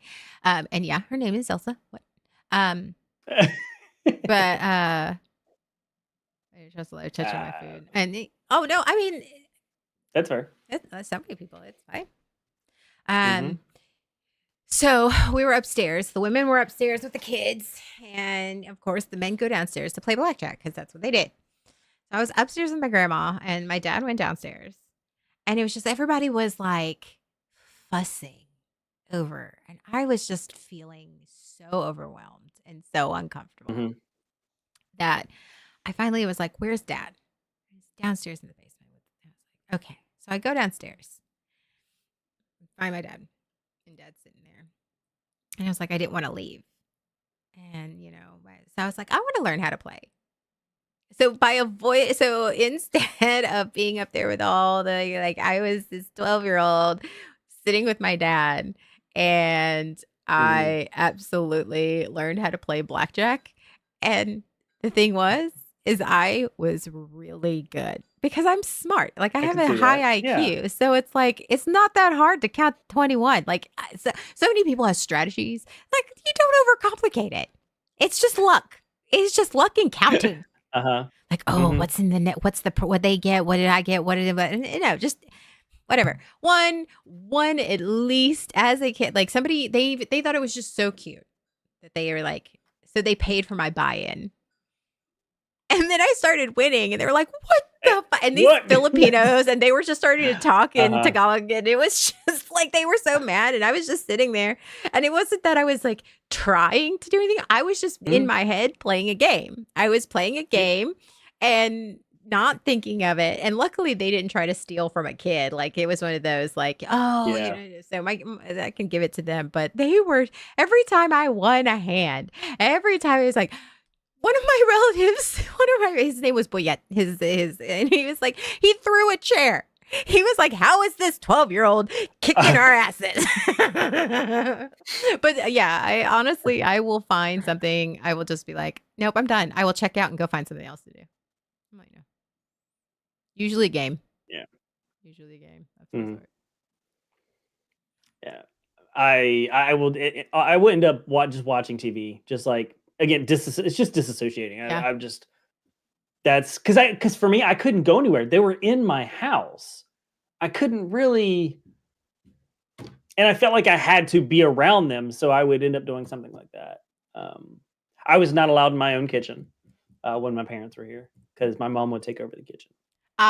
When I was a smoker, like, I was analog cigarettes, I would stay outside. Mhm. I think I Yeah. chain smoked more on Christmas Day than I Uh, ever, yeah. I I can would just believe it. Yeah. Anna, it's 15 Mm, degrees outside. I don't give a fuck.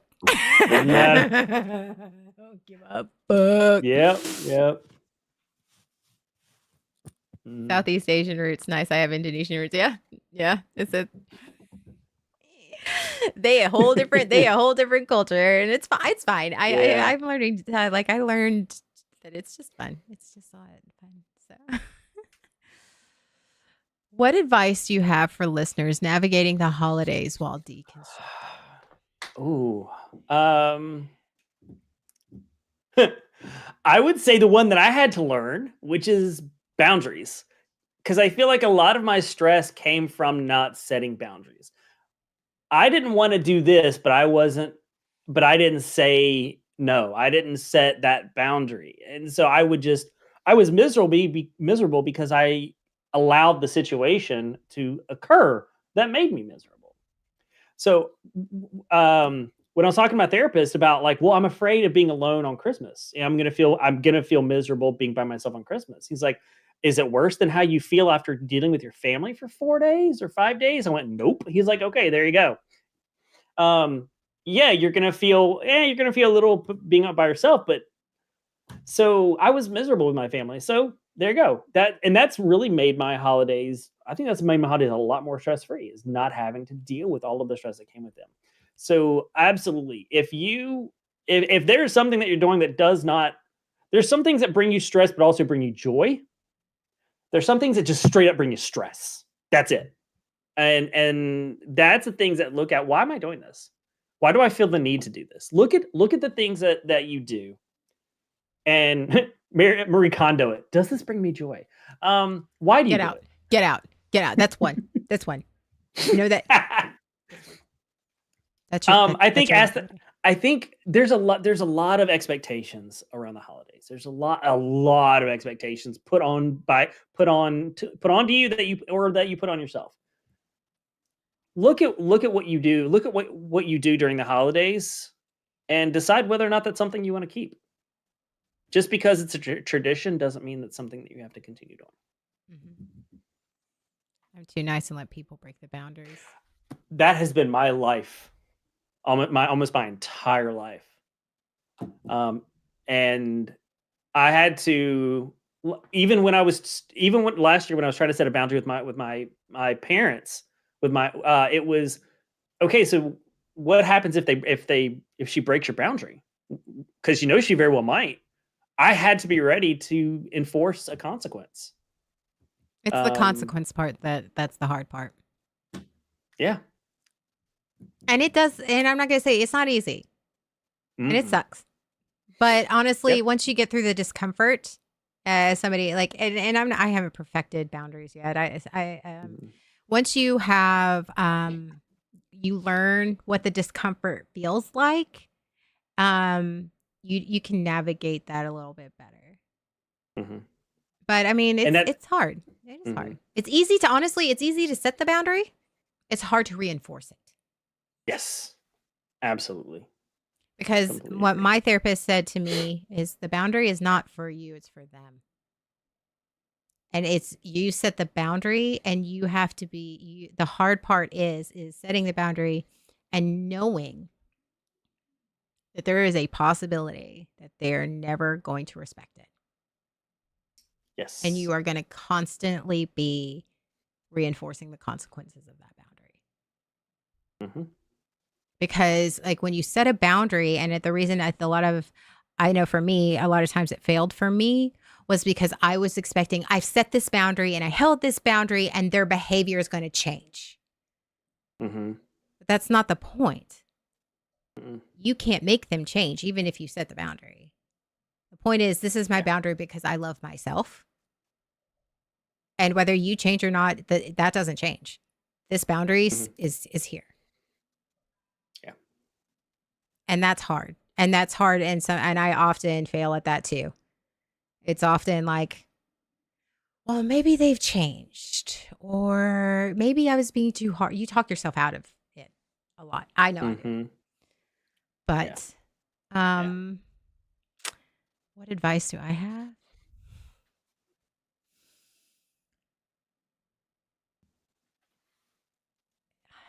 The holidays are whatever you want them to be. If you want a big family gathering, or it maybe you want a big friendsgiving, or even just like Sean said, maybe you don't want to see your fucking family. That's fucking okay. If you literally don't want a Christmas tree, like you don't want to celebrate the holidays, you want to watch fucking anti-Christmas shit and stay in on the 25th and don't do anything destructive, like, or you just want to stay in, that's okay. Now, don't do that because you feel like you have to, but understand that there's a lot of people who don't do the traditional Christmases. Their Christmas is going on vacation. Mm-hmm. Yeah. Hey, I'll put up a Christmas tree, but we're not going to do presents this year. We're just going to go on vacation. Mm-hmm. And that's what they celebrate Christmas. Or like whatever. It's all, you don't have to do anything you don't want to do. And I have let that permeate my life for a long time. I'm doing this not because I want to do it or I feel obligated to do it. And I feel okay, but it's my choice. And I think that that's the hard part is understanding when you've grown up with so much with the expectations of from society and from your family and whatever your family traditions are. And maybe your family tradition, you grew up and you didn't celebrate Christmas for whatever political, religious reasons. Maybe if you didn't and you want to, then fucking do it. You go, nope, I want to celebrate Christmas. I want a Christmas tree. And that's fine. And that's totally acceptable. Absolutely. And that's great. That's good for you. And honestly, you are self-aware and you've done enough journey that you're going, I don't want to do this because it triggers me. So I'm not going to do it. That's fantastic. Mm-hmm. That is making a choice for yourself going, I don't want to do it because it doesn't serve me. It isn't healthy for me. And that's fine. Yeah. Absolutely nothing wrong with that. Nope. And if you want to, and honestly, if you want to be the literally Buddy the elf, everything is Christmas, everything sparkly, my entire inch of my house or, dwelling or whatever is covered in all things Christmas, do that shit. Do it because it makes you happy. Do it because it brings you peace. Yep. Don't do it because somebody expects it of you. Don't give expensive gifts because you think that it should happen. Oh, I have to get mom a present and I have to get dad a present and I have to get like XYZ a present. I've seen people's Christmas list, the things that they have to give I'm like, wow, that's a lot of people you're giving gifts to. I mean, if that's what if you love that, okay, great, do it. But if you don't, you don't have to. But I think be upfront about it. Hey, I'm not going to just letting you know, though, I'm not getting you a gift this year for whatever reason, but I'm not getting you a gift. So don't show up on Christmas and just not get them anything. I think that's not okay. No, yeah, I agree. I agree with you. Yeah. But be honest about it. Be honest be honest and say, I am not doing X this year because of Y. And I'm not going to apologize for it. And you know what? You don't need an explanation for it either. Nope. So there's nothing wrong with talking to a friend or family and going, hey, do you want to do this? Do you want to exchange? Like, especially if it's digital. I'm actually thinking about doing this with my brother. I need to message him about it because typically we just buy something off each other's like Steam wish list or something. I'm like, do we really need to? Do you want to do that? Because it's just like I don't feel like it's really, if you want to buy your own game, go buy your own game. Why are we doing this? I feel like for me, it's like it's not just the exchange gifts. Like, hey, do you want to exchange gifts? Because then that opens it up for if they want to, then they're going to expect something. It's being and it's being clearly honest not the Mhm. ambiguous honesty. It is going Mhm. up to them and going, like for me to you, Sean, I am not I don't want to buy gifts this year. I do not want to get if you want to buy me one, that is up to you, but please do not expect me to give you a gift.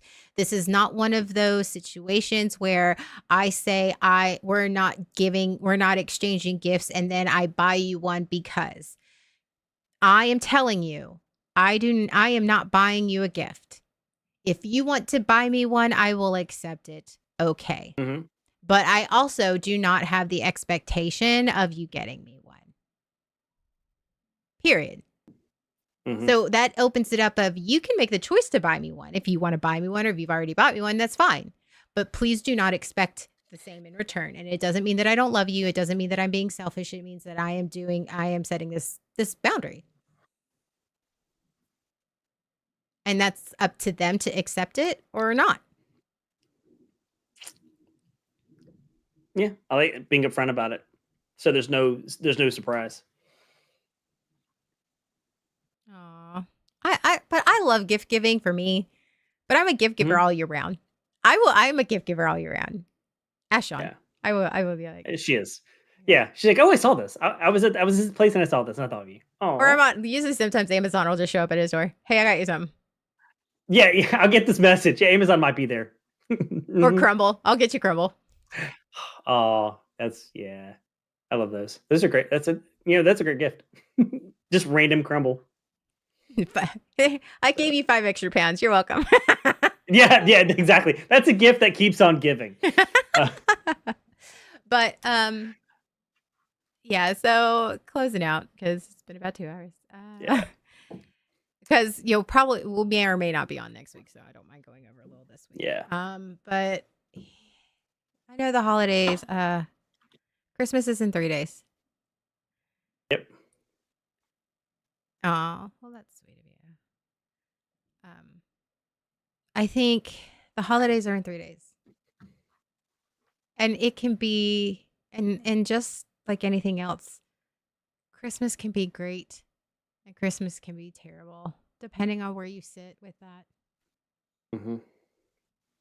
But Christmas is just another day. I need you guys to Yeah. remember that Christmas is another day, and you can make that day whatever you want, and that is okay. Absolutely, and 100%. It is whatever you want it to. And if you need to spend that with friends, if you feel like you don't want to be alone, reach out. That doesn't make you a burden. That doesn't say, oh, I'm disturbing them. It's a holiday. It's still another day. And you would reach out to Mhm. them. Maybe if you didn't have the trauma of thinking you were a burden. I mean, there's Yeah, that. that's a big part of it. Reach out to them. If you don't want to be alone, don't be alone. And that's okay. Yeah. And just know that not everyone thinks Christmas is the greatest thing since sliced bread. And that's okay too. Yeah. And you know what? If you want to celebrate the holidays in this big fashion, whatever way, and you don't have anybody to celebrate it with, do it anyway. You want to make Mhm. yourself a Christmas feast and buy yourself the gifts and wrap them up just to unwrap them? Do it.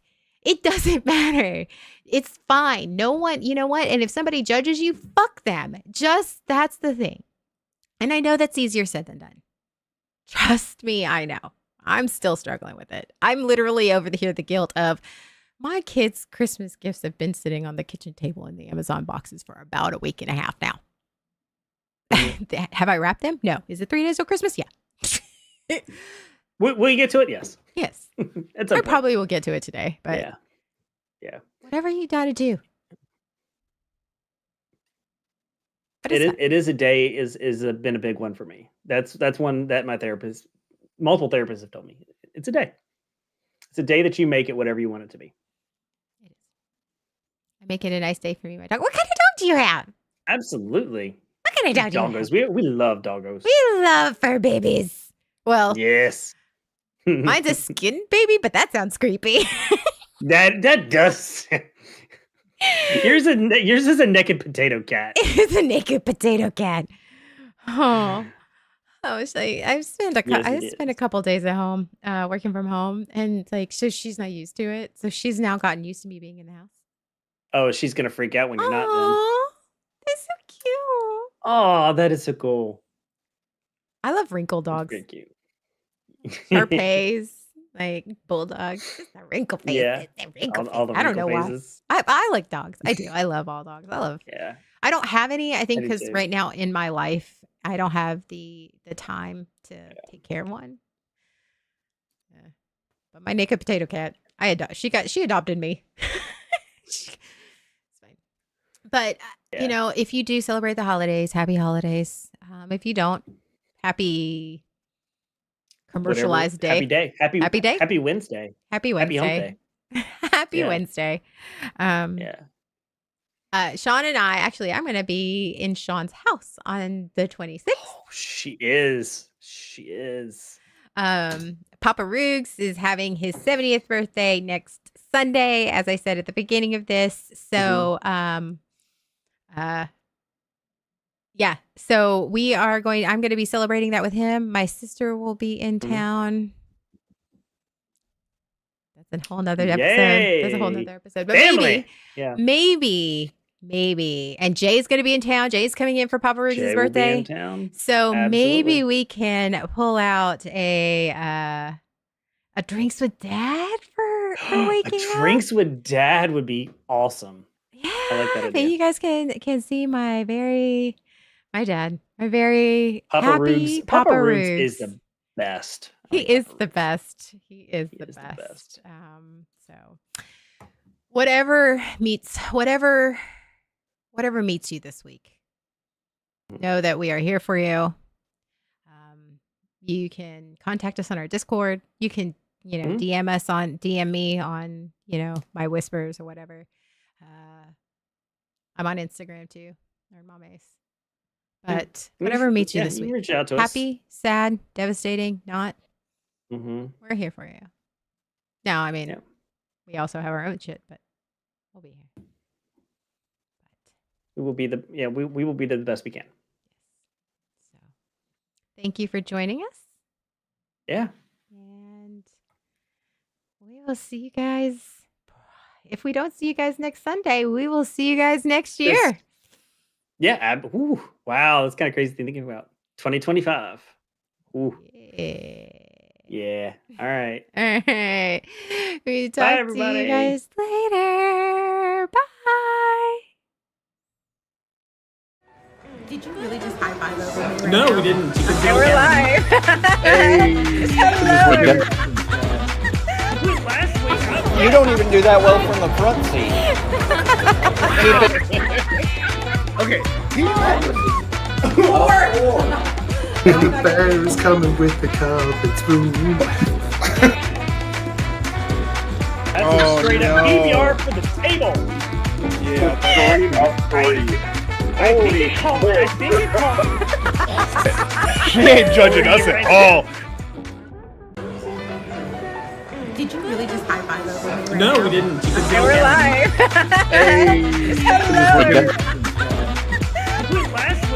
You don't even do that well from the front seat. Okay. Big bear's coming with the carpet spoon. That's a straight up PBR for the table. Yeah. I think it